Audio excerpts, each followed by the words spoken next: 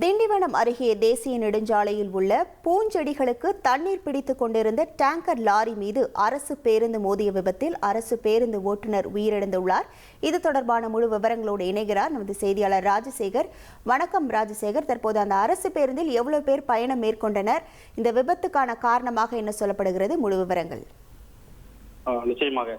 அதாவது இன்று மதியம் சுமார் 1 மணி அளவில் தமிழக அரசு பேருந்தானது சுமார் 38 பயணிகளுடன் புதுச்சேரியிலிருந்து சென்னை நோக்கி சென்று கொண்டிருந்தது.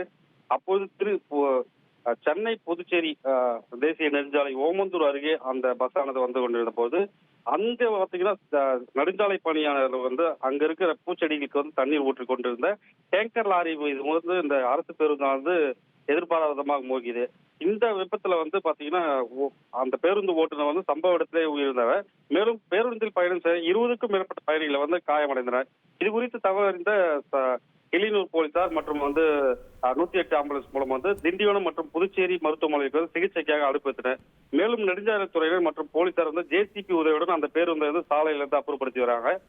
மேலும் பாத்தீங்கன்னா இந்த நெடுஞ்சாலையில் உள்ள செடிகளுக்கு தண்ணீர் ஊற்றும் வாகனங்களால அடிக்கடி விபத்து நடந்து இதுல பல பேர் பலியாகி வருவது குறிப்பிடத்தக்கது. உங்கள் விவரங்களுக்கு நன்றி ராஜசேகர். செய்திகளை உடனுக்குடன் தெரிந்து கொள்ள உடனே சப்ஸ்கிரைப் பண்ணுங்க.